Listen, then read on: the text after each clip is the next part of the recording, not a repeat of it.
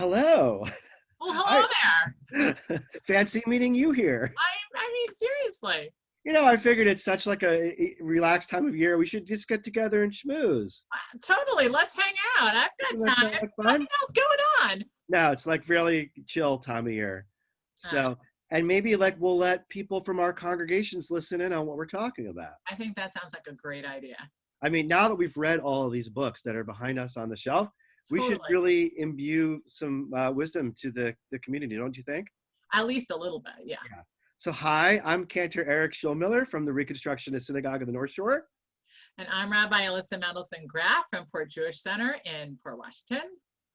And so the topic that we're going to talk about today came about from an article that I saw in the New York Times recently, which is sort of like the other sacred text that I like to turn to. And it was an article about how colleges and college students are being put in a tricky position because they want to keep their campuses safe, and they want to keep them open.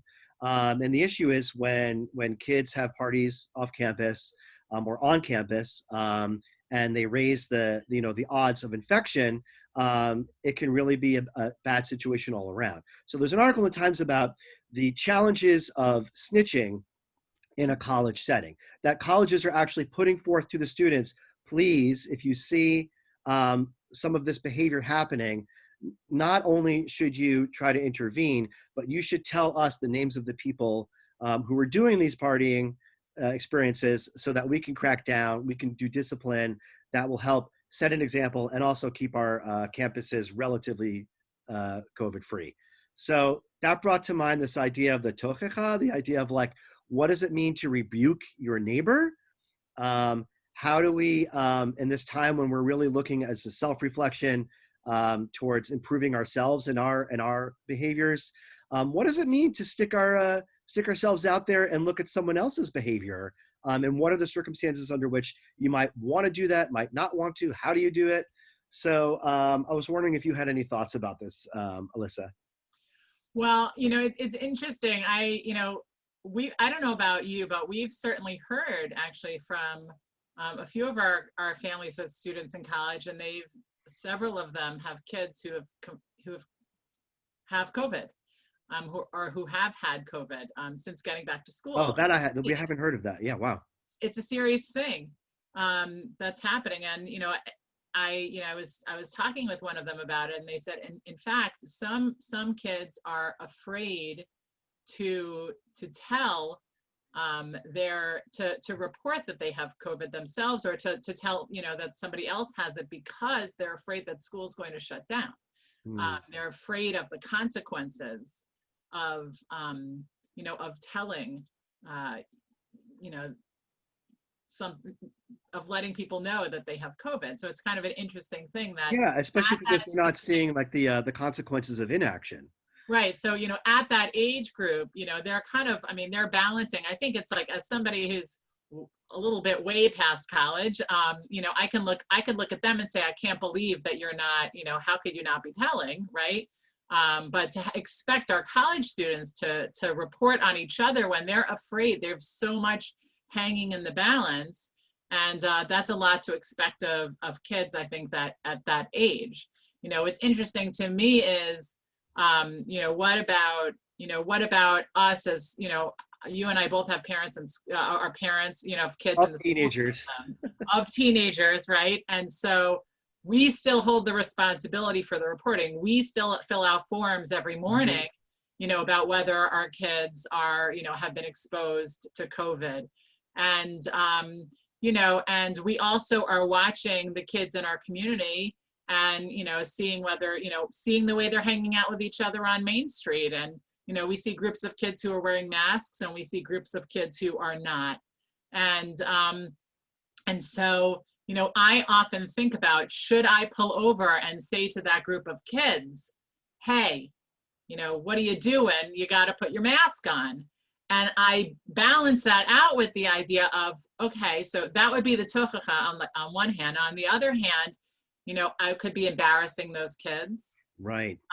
And that's something that you have to think about when it comes to rebuke, right? Like, am I embarrassing you? And also, and there are a lot of other things going on as well. Like I have to think about, am I as good with my mask as I should be? Like start with yourself, right? Like how have I been behaving? Do I do what I need to do? Am I making sure that my kids are doing what they need to be doing? Part of me feels like I look at those kids, if I rebuke them, if I embarrass them, maybe, I'm making it worse, which our tradition teaches us. Like sometimes, rebuke can actually make people, more stubborn about their, misdeeds. Like It's more. interesting because, if you look at like the commandment in Leviticus, which says, don't hate your brother or your sister, your kinsman, you should rebuke them, and don't, bear any guilt because of them. So the fact that it starts off saying like, you shouldn't hate them, you can that can maybe say to you, like, don't rebuke them in a way that is contemptuous or hateful, right? If you make someone feel ashamed, then in that moment, maybe they're becoming more defensive, and they're Right. also not willing to hear the content of the rebuke. And if the ultimate goal is the preservation of community, then if your rebuke is not effective or is counterproductive, then you're not really fulfilling that mitzvah, or that, that purpose at all. So I think Right. that's a good point. It's a really, it's a really fine balance of, and some of our, some of the sages actually say, better to say nothing at all, actually, than something that's going to make it worse. And then, another, like I said before, some say, the Baal Shem Tov, he said, he taught, look at yourself first before you start looking at others. And, certainly with respect to the issue of masks, it's a very touchy, difficult, issue with respect to, reporting behavior. I mean, it's a very challenging time for all of us, but I think, we can kind of make this to the larger issue of just, when things happen that are hurtful or upsetting to us, and, we see somebody behaving in a way that, affects us, whether it's in a personal relationship or in a more, communal setting, we have to make the choice. Am I going to, speak my truth in this moment, or am I going to hold it back? And I do think one of the, have to sorry, consider go ahead. when we think about what we're going to say.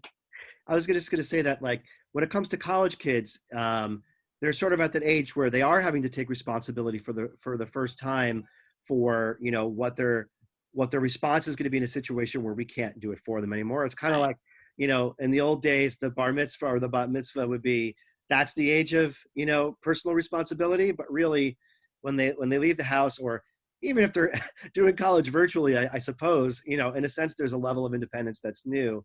So, but they're also at an age where, like, they can listen to the string of reasoning, that is less about like, how could you like go to that party and you should be ashamed of yourself. And it's more like, let's just take a step back and think for a moment about this chain of events here, and think about, ultimately what you want. You want your school to be open. You want the experience to be successful. You want everyone to stay healthy.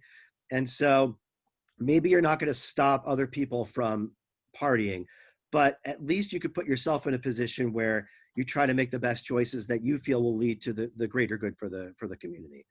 So. Well, it's an interesting thing in the context of college kids, because I mean, that's a really hard time of your life to rebuke your peers, right? Yes. But it is an amazing opportunity to be an inspiration to your peers, right? Kind of going back to what the Baal Shem Tov said in terms of looking at your own behavior first, and maybe speaking about like the way you're walking through the world as opposed to what you see other people doing. My sister, interestingly, at least for me, when I think about this issue, my sister is a pediatrician, and she works, in a place where there are a lot of college kids, and, and a lot of them have been coming in to get, tested for COVID. And she says to them, I'm really sorry. We're expecting you to make decisions that are really beyond your developmental stage. Like your frontal lobe isn't really fully developed yet. They're not 25 yet. They're like 19, 20. I mean, it's a very hard age to be, making those kinds of decisions on your own.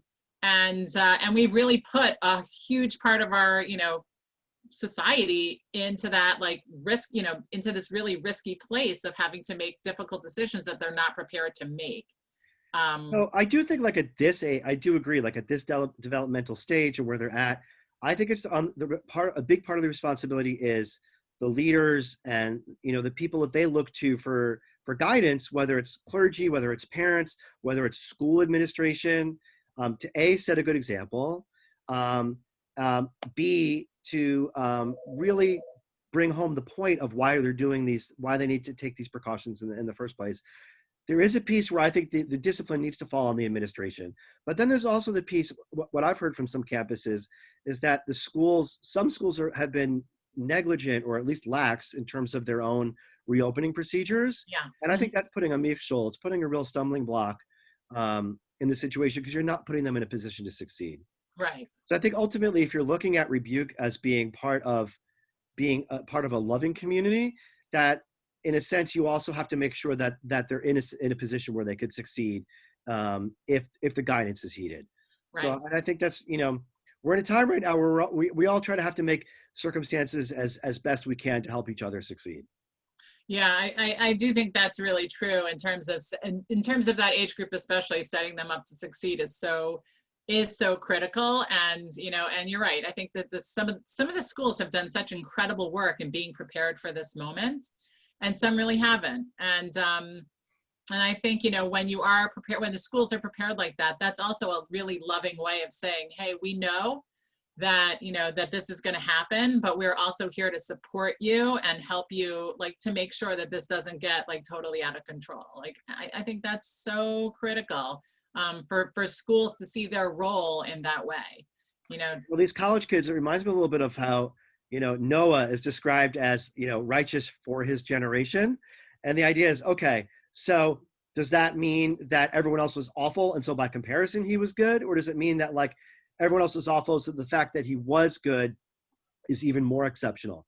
So I think these kids are, in a situation at college where, in a place where there isn't a mensch, you have to be that mensch, and how challenging that is. Yeah. So I think, but in a sense, like, all those animals trapped in that ark, they're like in quarantine, right?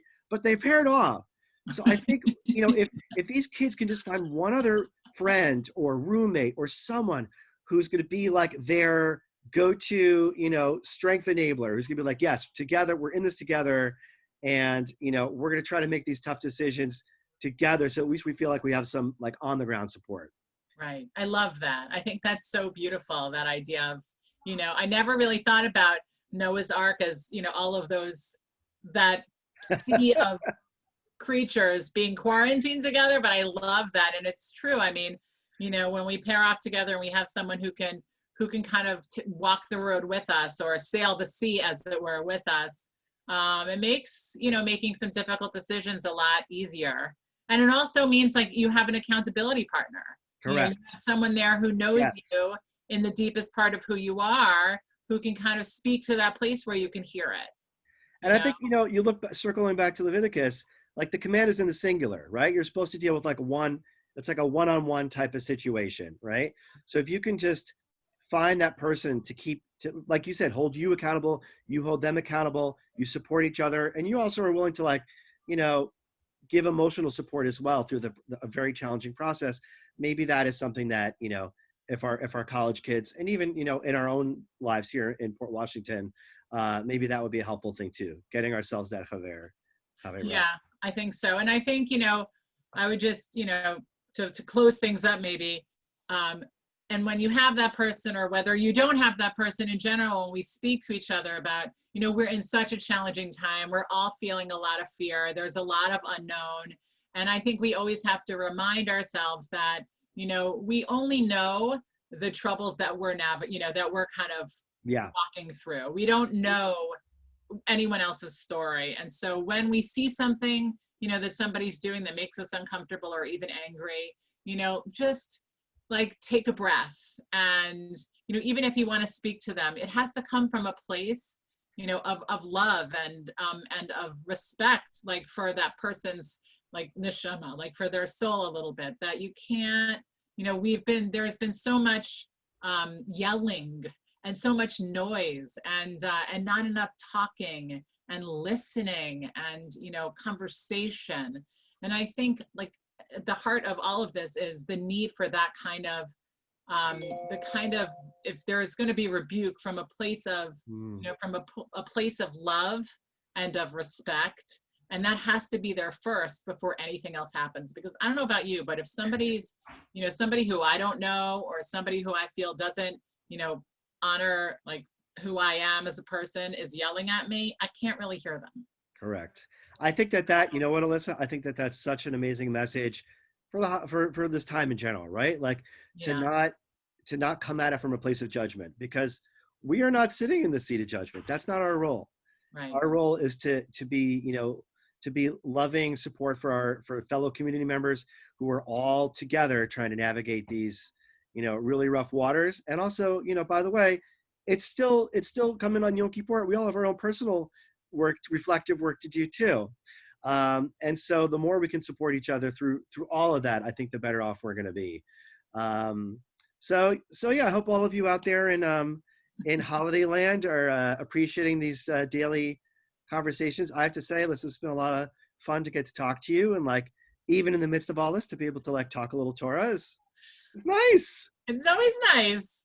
Love Torah and important stuff. And good, good for me. It's so important for me. Just this kind of conversation helps me kind of recenter. And I All right, need that. I'm gonna stop the recording now, and then we can continue to schmooze a little bit. Okay, So great. bye out there in internet land. Bye.